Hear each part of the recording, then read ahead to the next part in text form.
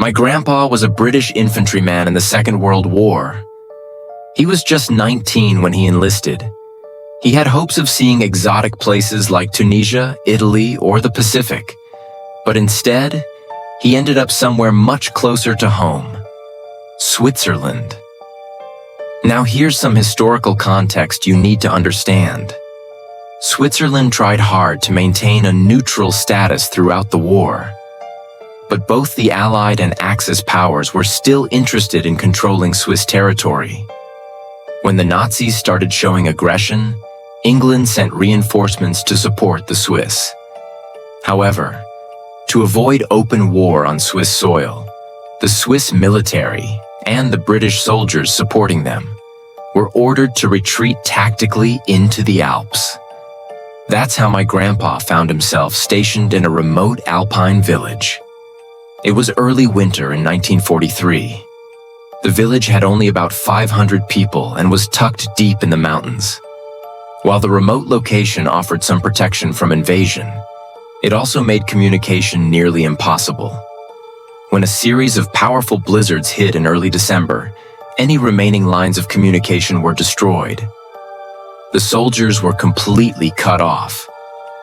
Still, my grandpa's captain ordered the men to follow protocol and defend the village. Weeks passed. Roads were buried under 7 to 9 feet of snow. Telegraph and phone lines were dead. The trees were stripped of leaves, their bare trunks sticking out like broken ribs. The village only got a few hours of sunlight a day, making it feel like permanent dusk. One night, my grandpa and some of the other soldiers were relaxing at a local bar. A group of villagers approached them. One of them was especially distressed. Speaking in broken English, one man shouted, "Where take you the children?" Luckily, one of the soldiers spoke fluent German and acted as a translator. After a lot of back and forth, he turned to my grandpa and said, "They say some of the village children have gone missing. They want us to do something about it."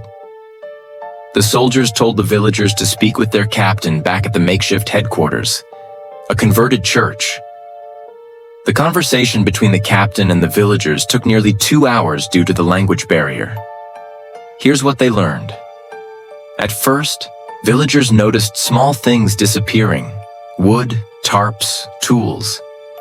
Then larger, more valuable items were stolen, like a ceremonial halberd, a traditional Swiss war axe.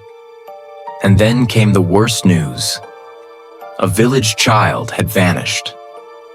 Most people assumed the child got lost or was attacked by an animal. But then more children went missing. The villager at the bar had just lost both his sons 2 days earlier. He had searched everywhere, but there was no sign of them. The captain agreed to investigate. He ordered nightly patrols of the village to find the culprit. That very night, after the first patrols began, Private Reginald disappeared. The loss of a grown soldier changed everything. While missing children were tragic, the idea that something could take down a trained adult soldier was horrifying. Whispers began to spread through the company, rumors of a monster in the mountains that came down at night to prey on the town. Despite the patrols, children continued to vanish. Reginald was the only adult to disappear. The rest of the victims were all kids between 5 and 10 years old. Including the first few missing kids, the total reached 7. Some soldiers grew suspicious of the locals. One theory was that desperate villagers were selling their children to traffickers for money. But even that didn't make sense. There was no way in or out of the village because of the snow. Time passed. The soldiers were uneasy. The villagers were terrified. Then, 3 weeks later, the snow began to melt. It was early spring. That night, while my grandpa was out on patrol, they got their first real break.